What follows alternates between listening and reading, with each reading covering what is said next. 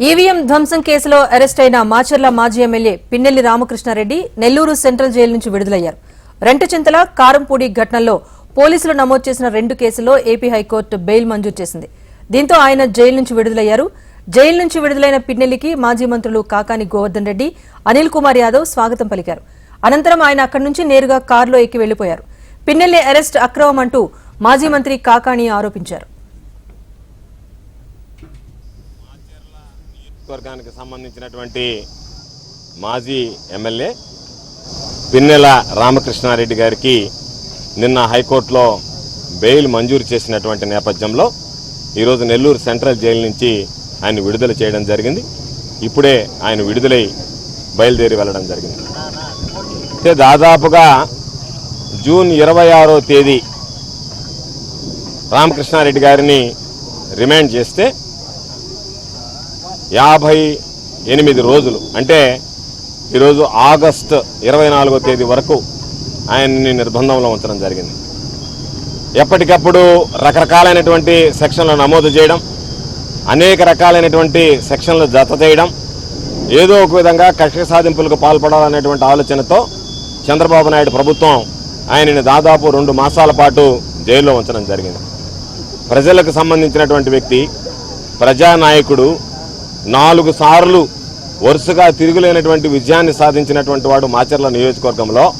అటువంటి వ్యక్తిని ఈరోజు ఉన్న కేసులు లేని కేసులు బనాయించి జైల్లో పెట్టడం అనేటువంటిది దుర్మార్గమైనటువంటి చర్యగా మేమందరం అభిప్రాయపడుతున్నాం.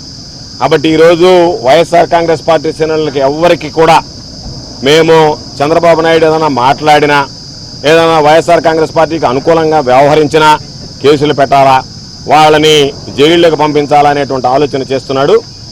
వైఎస్ఆర్ కాంగ్రెస్ పార్టీ శ్రేణులను అందరం కూడా కరుడు కట్టినటువంటి జగన్మోహన్ రెడ్డి గారి సైనికులం. జగన్మోహన్ రెడ్డి గారి కోసం ప్రాణం ఇవ్వడానికైనా సిద్ధంగా ఉండేటువంటి వాళ్ళం. కాబట్టి కేసులు జైళ్లను పెట్టి మమ్మల్ని ఎవరిని భయపెట్టలేరు. కాబట్టి అటువంటి పరిస్థితులు మానుకుంటే మంచిది, అటువంటి విషయాల్లో మీరు జాగ్రత్తగా ఉంటే మంచిది. కాబట్టి అటువంటి చర్యలకి మీరు ఉపక్రమించకండి, అటువంటి చర్యలకు స్వస్తి పలకండి అని చెప్పి చంద్రబాబు నాయుడు గారికి తెలియజేస్తున్నాం. ఈవీఎం ధ్వంసం కేసులో అరెస్ట్ అయిన మాచర్ల మాజీ MLA Pinnelli Ramakrishna Reddy Nellore central jail నుంచి విడుదలయ్యారు. అక్కడి నుంచి నేరుగా కారులో వెళ్లిపోయారు. మంత్రి పిన్నెల్లిని రిసీవ్ చేసుకోవడానికి కాకాని గోవర్ధన్ రెడ్డి వెళ్లారు. ప్రభుత్వం పైన ఆయన ఆరోపణలు కూడా చేశారు. అప్డేట్ మా ప్రతినిధి నరసింహులు అందిస్తారు. నరసింహులు, రాజేశ్వరి, మాచర్ల మాజీ ఎమ్మెల్యే నెల్లూరు జైల్లో గత దాదాపుగా అంటే జూన్ 27 నుంచి ఆయన్ని నెల్లూరు జైల్లో పెట్టారు. జూన్ 26వ తేదీన ఆయన కేసు నమోదైనటువంటి నేపథ్యంలో దాదాపుగా అప్పటి నుంచి కూడా జైల్లోనే ఉంటున్నారు. 2 సార్లు ఆయన హైకోర్టుకు వెళ్లి బెయిల్ కోసం ప్రయత్నించినా ఆయన బెయిల్ కొట్టేసి తాజాగా నిన్న ఆయనకి బెయిల్ మంజూరు చేసింది. ఆ నేపథ్యంలో ఇవాళ నిన్న సాయంకాలం రిలీజ్ కావాలి, అదైతే 5 గంటల పైన ఆ కాపీలు అందుబాటులో లేవని చెప్పి ఇవాళ ఉదయం 10 గంటల 10 నిమిషాలకి పిన్నెల్లిని ఈరోజు రిలీజ్ చేశారు. ఈయన సందర్భంగా అంటే ముఖ్యంగా ఈ బెయిల్కు సంబంధించి ఆయనకి 4-5 షరతులు కూడా తో కూడినటువంటి బెయిల్ మంజూరైంది. ముఖ్యంగా పాస్పోర్టు పోలీసులకి అందజేయాలి, అలాగే దేశం విడిచిపోకూడదు, అవసరమైనప్పుడు దర్యాప్తులో అవసరమైనప్పుడు పోలీసులు పిలిచిన వెంటనే వాళ్ళ ముందు అటెండ్ కావాలి అనేది కూడా పెట్టారు. అలాగే స్టేషన్ హౌస్ సమీపంలో ఉన్నటువంటి స్టేషన్ హౌస్ ఆఫీసర్ దగ్గర వారంలో ఒకసారి వెళ్ళి అక్కడ సంతకం చేయాలని చెప్పి కూడా వాళ్ళు చెప్పారు. ఎప్పుడు అడిగినా కానీ సాక్షులతో కూడా ముఖ్యంగా వాళ్ళకు అందుబాటులో ఉండాలి, సాక్షులతో కూడా ఆయన ప్రభావితం చేసే విధంగా వాళ్ళతో మాట్లాడకూడదు, ఆయన ఫోను మార్చకూడదు, ఫోన్ కూడా కొత్త ఫోన్ మార్చినా దానికి సంబంధించినటువంటి పూర్తి అడ్రస్ కూడా పోలీసులకి అందుబాటులో ఉంచాలని చెప్పి కూడా వాళ్ళు ఇచ్చినటువంటి షరతుల్లో కూడా ఉన్నాయి.